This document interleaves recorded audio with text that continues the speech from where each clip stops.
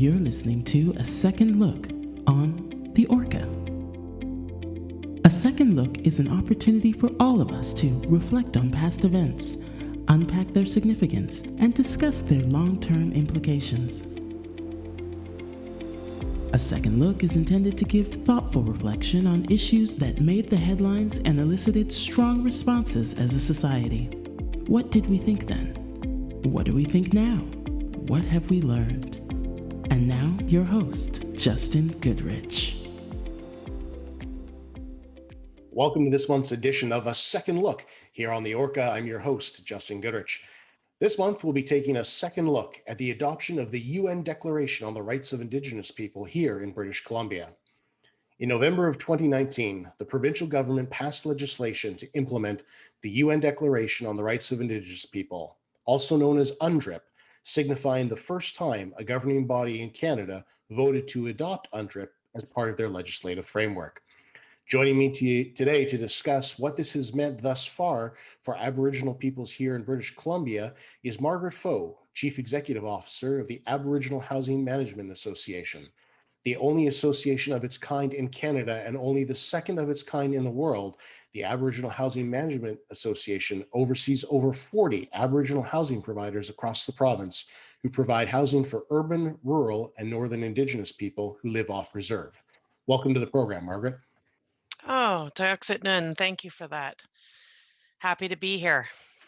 Well, absolutely thrilled that you've taken the time out. I know the demands of your time and what a busy person you are, so I'm grateful to you. Margaret, before we unpack what UNDRIP means here in the province of British Columbia, I think it's best that perhaps we spend just a moment or two talking about its history. What exactly is UNDRIP? We know that it came into being in 2007, in the fall of 2007, but what exactly is it? Thanks for the question, Justin. And I want to be abundantly clear that I can't speak for all of the representative parties in terms of the impact of UNDRIP. Target populations typically include the First Nations, the Inuit, and the Métis nations, and governments of all levels tend to focus on those three distinction-based groups. What I can speak to is the impact of UNDRIP and the history of UNDRIP as it relates to what I like to call the dispossessed, the urban Indigenous people, the population and communities of people that have come together over generations because of the constitutional dispossession of our rights to our culture and our lands and our sense of belonging in our traditional communities. So I can speak from the lens of the urban Indigenous. It would be great to have at a future date, potentially, First Nations leadership speak to their thoughts on this, as well as Métis Nation and ITK. But All I'm right. happy to speak a little bit about it. Well, I appreciate you providing that context, Margaret. Thank you so very much. And I knew that would be the lens that we would be coming at it with today. But great to provide that context for our listeners. So Yeah. with that lens, then, Margaret, can you just tell us a little bit about the history of UNDRIP and its intention, its purpose? Yeah, for sure. In recent months, the federal government and a number of provinces, as you alluded to, BC in particular, and territories have made significant, welcome commitments to uphold the United Nations Declaration on the Rights of Indigenous Peoples. The United Nations Declaration on the Rights of Indigenous Peoples, gotta love how government loves these huge, huge acronyms, UNDRIP. Well, I think we'll go with UNDRIP. UNDRIP. I'm going to get tongue-tied if we keep going that long. Okay. Anyways, it's the most comprehensive international human rights instrument that explicitly addresses the rights of Indigenous peoples. It affirms a wide range of political, economic, social, cultural, spiritual, and environmental rights. It consists of about 46 articles ratified by the United Nations, recognizing the basic human rights of Indigenous people, along with their rights to self-determination. Though the declaration itself is not legally binding in the same way that a treaty is, the declaration reflects legal commitments that are related to the United Nations Charter, other treaty commitments, and customary international law. The Declaration is grounded in essentially a fundamental human rights principles such as non-discrimination, self-determination, and cultural integrity. I want to be abundantly clear if you weren't getting that picture in my opening sentiment there about the lens with which I'm speaking from.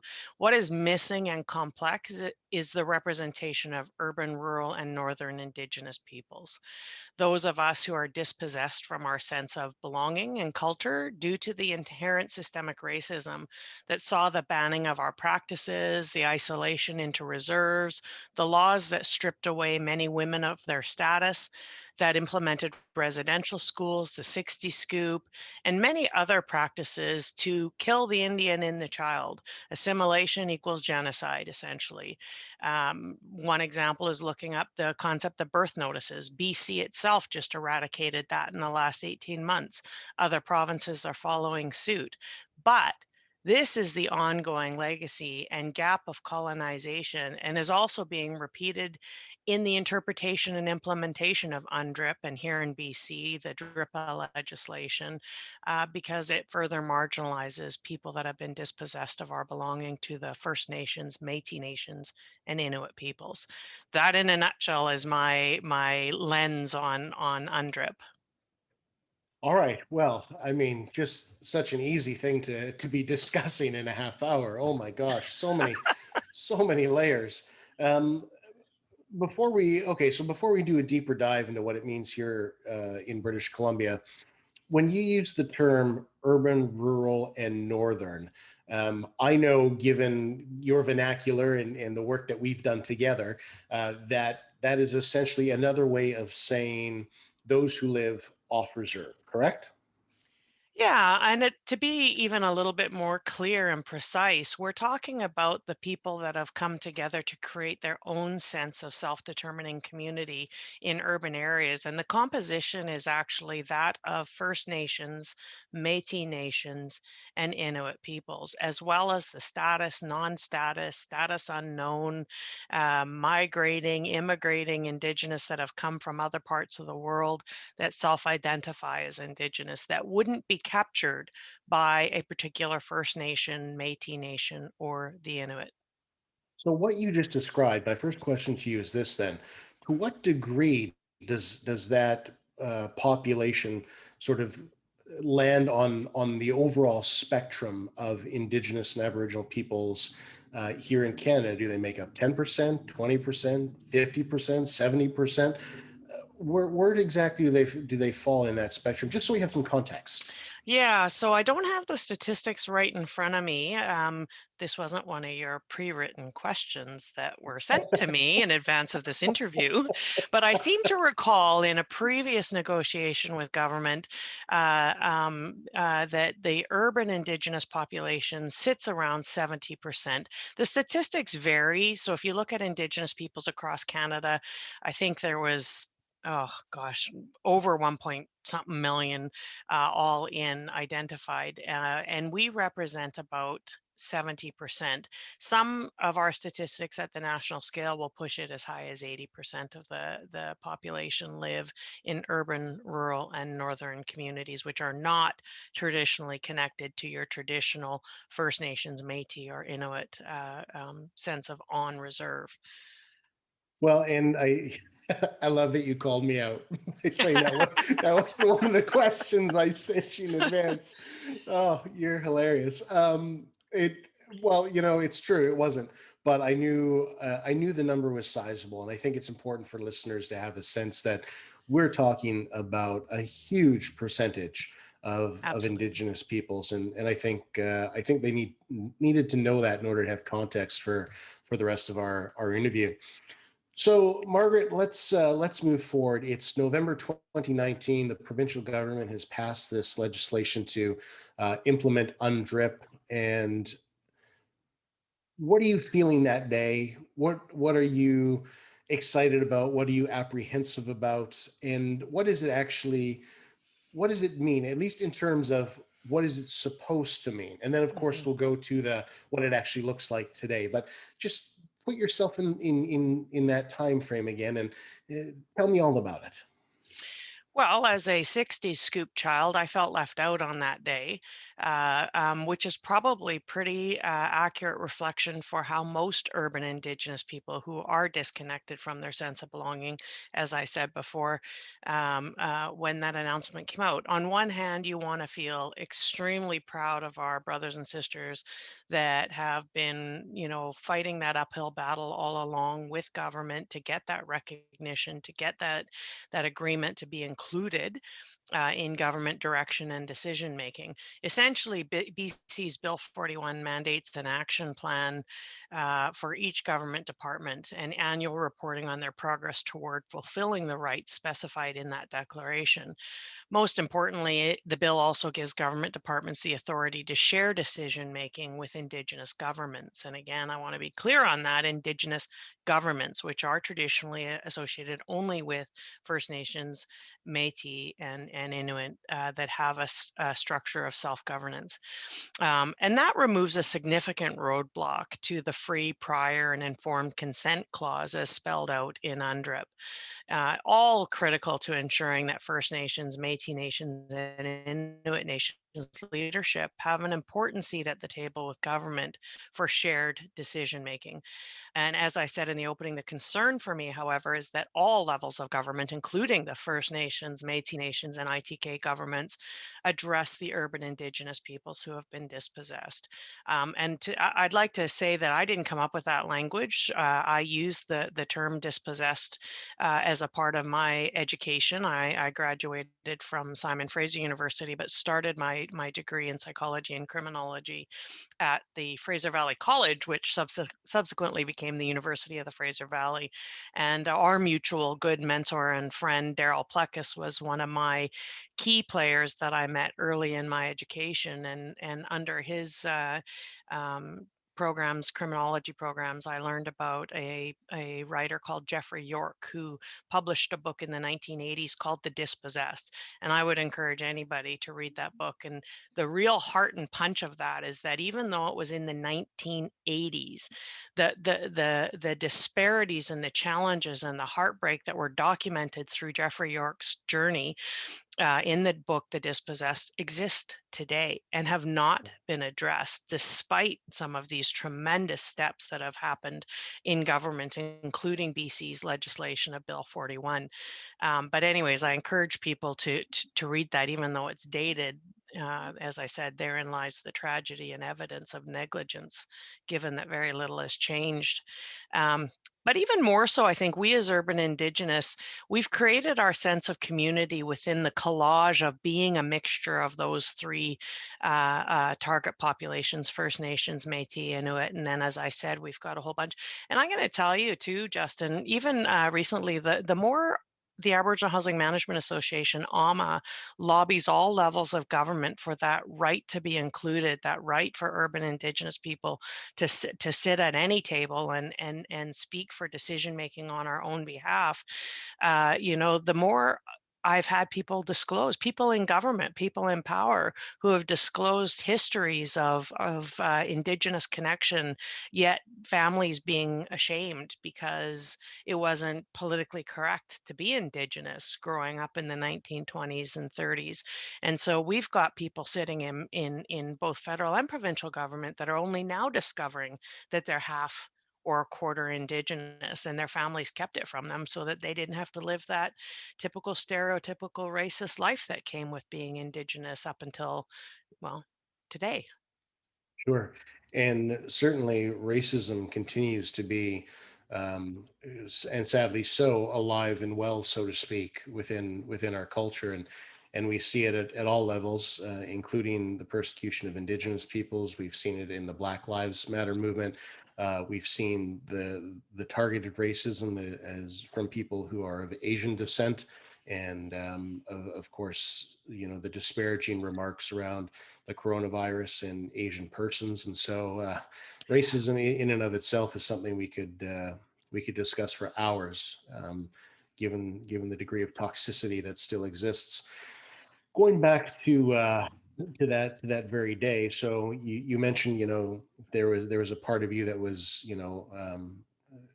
happy for your brothers and sisters. but that there was also a part of you that, and I'm paraphrasing here, but essentially felt a little left out. I'd like to unpack that a little bit more than within the context of sort of some hopes and expectations, and perhaps that'll even bring us to where we are today and our realities. But in that moment, did you see it as, um, a positive first step? Did you see it simply as a platitude? Did you see it as hitting a bullseye, missing the mark? I think I can infer what you from what you've already said, but unpack that a little bit more for me, if you could. Mhm. You know what's interesting is I actually was in Parliament on that day in BC, visiting a good friend and mentor of ours while I was there, and I think there was another announcement for housing as well. But I saw the Indigenous leaders that I recognized getting ready to go in.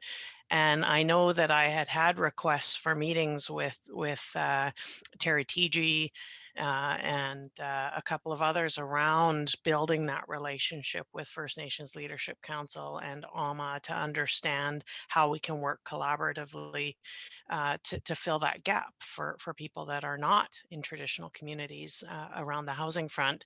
And so when I found out later that evening that that's what the big celebration was out, I had both a literal and a figurative feeling of being left out. Here's your Indigenous sisters sitting in the same house, literally speaking on a massive celebratory event, and yet knew nothing about it, and that's often the way things go with government. They like to keep things hush hush and quiet until they get to announce it.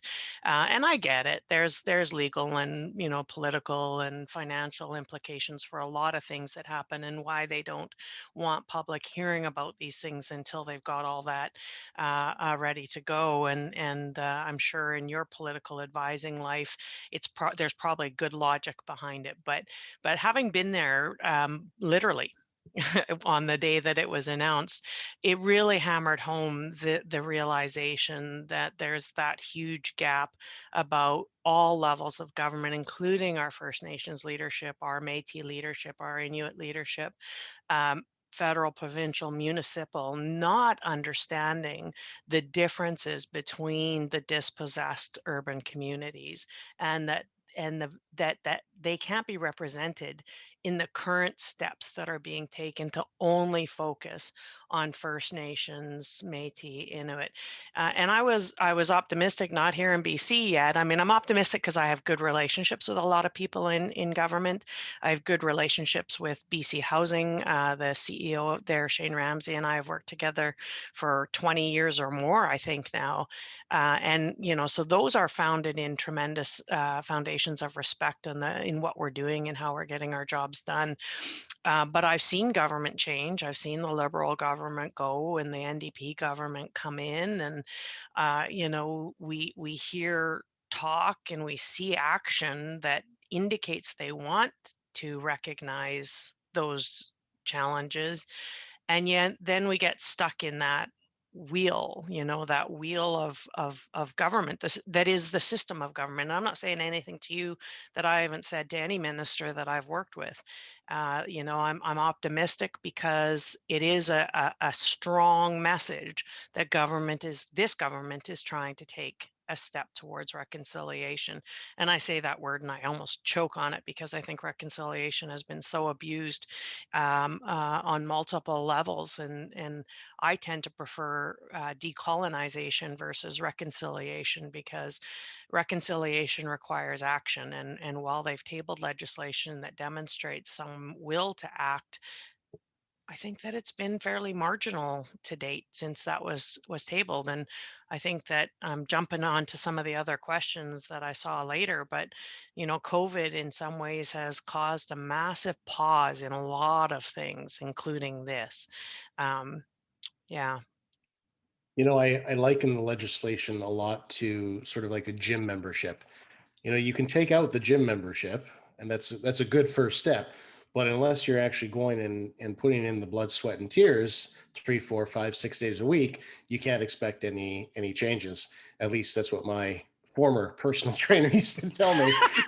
um, but Fired him after one sit up. What? You know, again, that's also for another show. So so you're there, and there's sort of this degree of excitement and yet disappointment.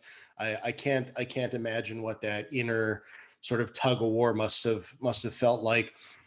So what I'm hearing you say then, Margaret, and correct me if I'm wrong, but what I'm hearing you say is that the reality behind the UNDRIP and its application, though well intentioned, is not as of yet in any meaningful way functional. Now, perhaps a little part of that is the pandemic in the past year, and I suppose we can all allow for a small degree of graciousness because the whole world has been turned upside down. But also not an excuse to to not be driving hard at making this a reality. And Mhm. I'll always give credit where credit is due. This government's very vocal rather, about wanting to do good work and partner with Indigenous peoples, and I think that's fantastic. The disconnect, though, between words and actions seems pretty obvious. The other piece is that disconnect between those who are represented, quote unquote, in and through government structures like First Nations, Métis, and Inuit, and those that are not represented in a government structure.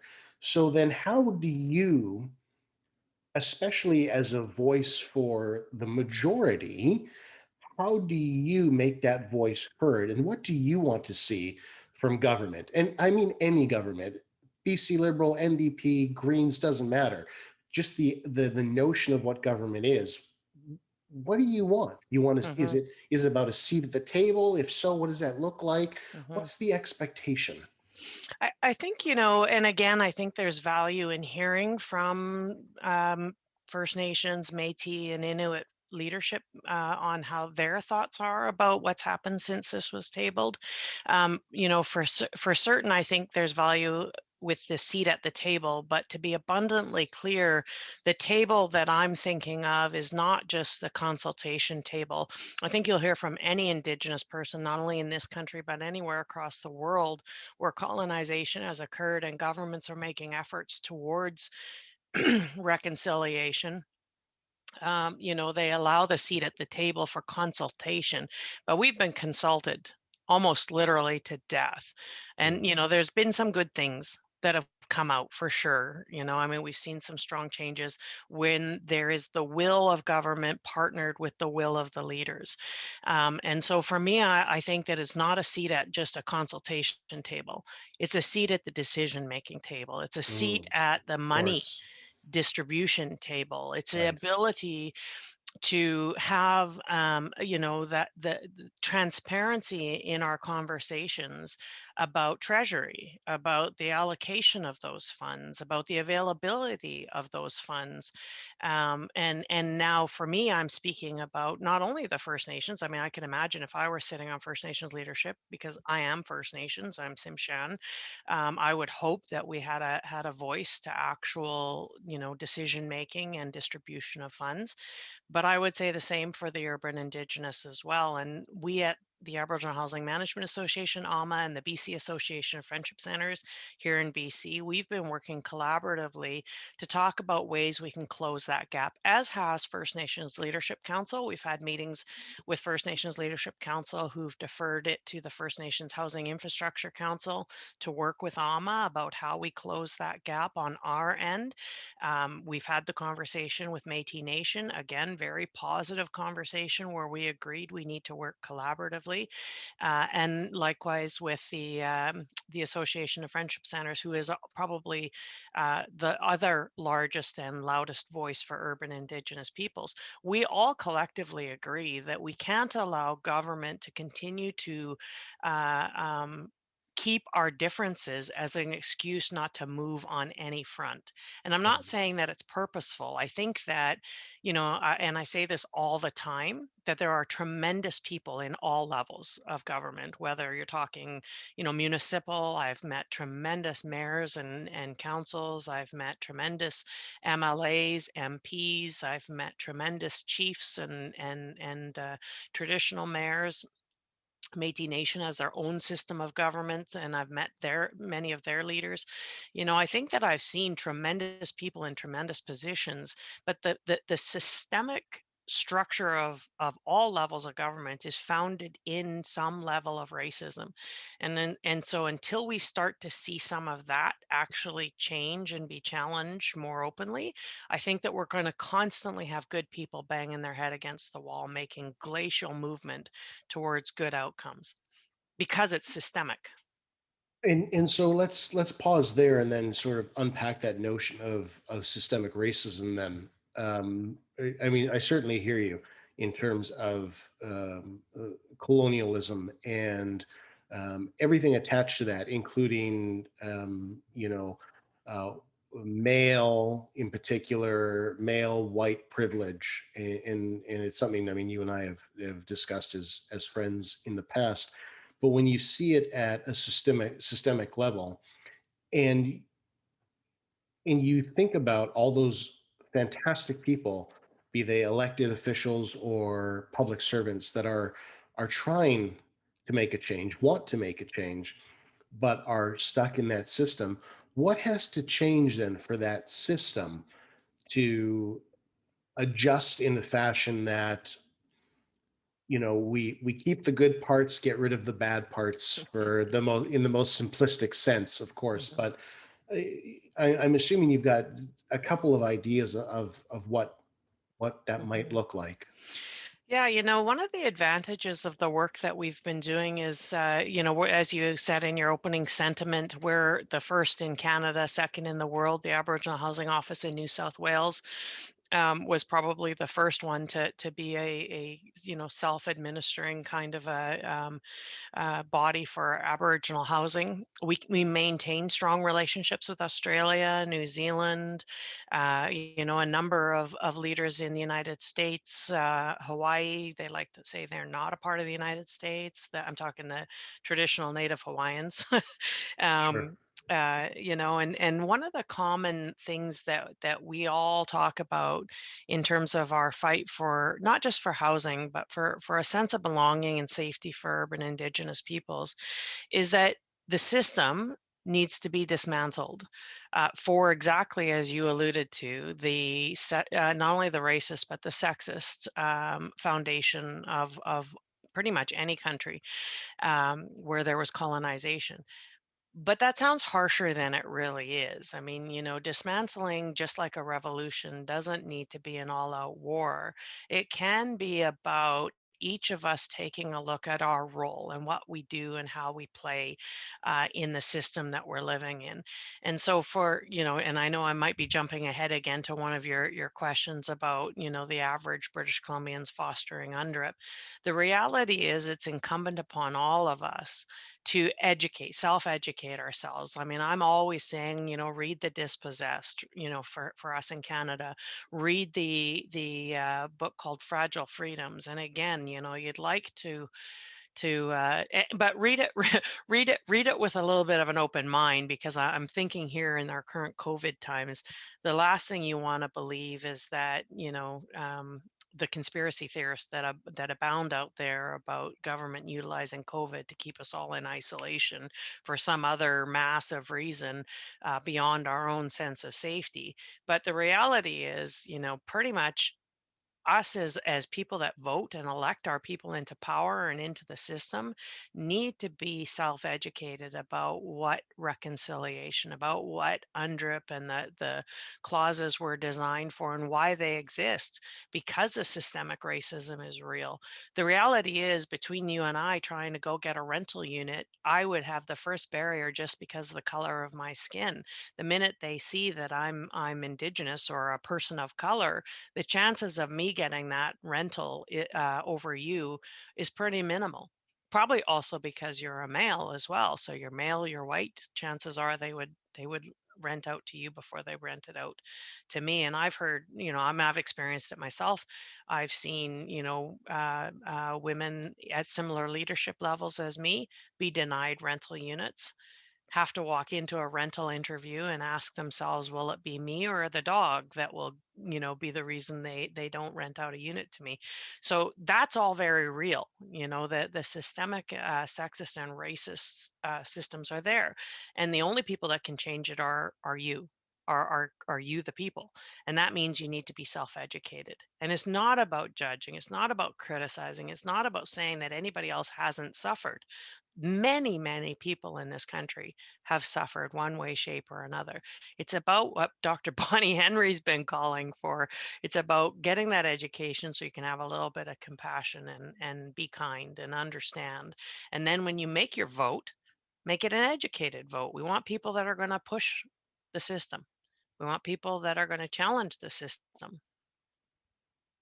You know, it's it's so incredibly heartbreaking. Just you know, I, it's heartbreaking to hear you talk about these quote unquote realities, and it's heartbreaking, and it's for me mind boggling. Perhaps because of the way that I was raised. I think about my best friends growing up. One was Chinese, one was Middle Eastern, um, one was Black, one other was Indigenous, and like I've just never understood racism. Like I get it intellectually, I know what it is, but in my heart of hearts, I've never understood it because I just find it so disgusting and deplorable. Um, but I appreciate you reminding listeners and giving them a tangible example because I think sometimes society glosses over it. I think sometimes society gets ahead of itself and we think we're doing better than we actually are. And in a lot of ways, Andruk is a reminder of that very notion that there's still a long road to be traveled. Yeah, absolutely. I mean, and that's a whole conversation in and of itself as well. If you take a look at what COVID has demonstrated, you can read Mary Rowe from City Talks just published the 365-day COVID, and I thought it was a really good summary. It's a culmination of what was learned over the 365 days because we just passed that anniversary. But certainly it's important for community to understand that the people that were the most vulnerable to begin with were the most marginalized, and that is the Indigenous, the BIPOC, the people of color. It's women, it's young moms, it's people fighting addiction, it's people fighting poverty, and all COVID did was make it all worse. And so being able to understand that and self-educate around that very vulnerability, I think is probably the first step.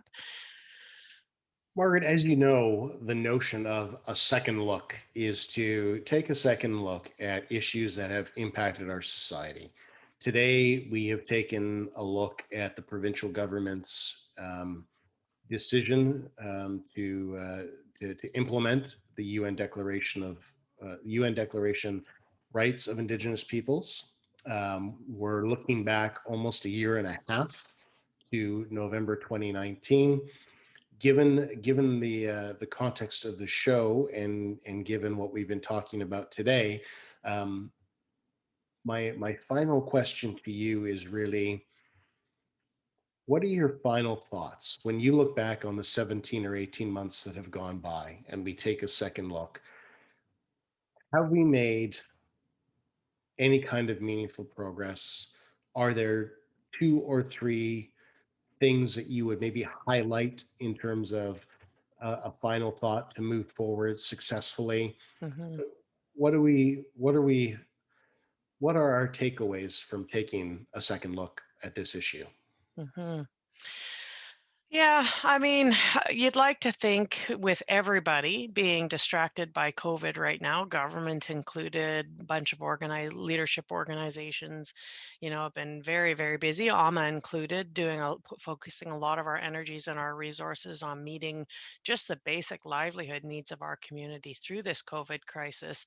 But ideally, during this time, and it's funny, I had a luncheon with Daryl a few months ago, and I told him that I see COVID like this huge deep breath. Everybody's got a moment right now where we can all just inhale and think and ponder and reflect. And I said, when it's over, when we're really starting to move things forward again, I think we're going to see an awakening, and certainly for us as Indigenous peoples, as I've told you, we've been working in the background. We've been having meetings with First Nations leadership, Métis, other urban Indigenous representatives, not only here in BC but across the country, to talk about how can we help government see that gap? How can we help government find a way forward? Because it's clear that there is that lack of true understanding of that gap. I mean, and again, I'd say Jordan's principle would be a fantastic concept to dive into a little bit, for childcare services, where they recognize that there is a jurisdictional battle that caused the death of a child. There's jurisdictional battles happening right now that are going to cause, if not already having caused, the death of our peoples on the streets because of lack of safe housing, a place to rest their head, because we're too busy fighting over whether that was the federal governments, the provincial governments, the municipal governments, the First Nations government, the Métis governments, or those crazy people over at AHMA's government's responsibility to have housed that person. We ought not to be worrying about whose responsibility it was. Get that person in a safe place where they can rest their head, and then we can all go in the background and fight over who's going to cover that penny for the day. I think we're going to get there, partly because, as I said, we've been working in the background, and my hope would be that government has been working in the background as well to define for themselves what exactly it's going to mean to be inclusive, at the consultation, decision making, and financial tables, because that's what it's really going to come down to for government to truly demonstrate it understands what DRIPA and UNDRIP were supposed to mean. It's about empowering the Indigenous leadership to take control of their own lives and impact the next steps for themselves. That is for Indigenous by Indigenous, or as First Nations Leadership Council are saying for their actions, for First Nations by First Nations. I mean, at the end of the day, we've seen governments of all levels act out of benevolence, but the reality is we need to be controlling our own futures and our own destinies as Indigenous peoples. And so hopefully they've been doing that work in the background and are finding ways to move things forward. I've heard positive things. We just had a meeting with Minister EB last week, and I got a positive sense in the language that was used, that there is a desire to understand how to work with each other in a way that empowers us. So I'm optimistic. Well, Margaret, by way of a closing thought, I'm hearing, I think, uh, two predominantly key themes. The first being this notion of collaboration amongst all levels of government and the need to have that conversation about how to do it well. And then the second theme of by Indigenous, for Indigenous, which involves more than just consultation, but a seat at the table as decision makers. Absolutely. You got it. Margaret, you are a woman of character and integrity. You are a treasured friend. You are an extraordinary leader. And I am incredibly honored that you took the time to join me today. Thank you so very much, Margaret. Tuxit, thank you. I appreciate the invite. Well, that concludes this month's edition of A Second Look. I'd like to thank my guest, Margaret Pfoh, for joining me. As we conclude this month's edition of A Second Look, I'm reminded that while the adoption of the UN Declaration on the Rights of Indigenous People by the provincial government was a step towards progress, the journey towards reconciliation is ongoing, one that requires all of us to take a second look at the historical injustices of Indigenous peoples and to play our role, both individually and collectively, to ensure we continue down the path of reconciliation. Until next time, I'm Justin Goodrich. Thanks for listening. The preceding program was brought to you by Alliance Public Affairs Group in association with Van Grio. If you have any questions or comments about today's episode, please email us at asecondlook@theorca.ca. Thank you for listening, and please remember to like and share.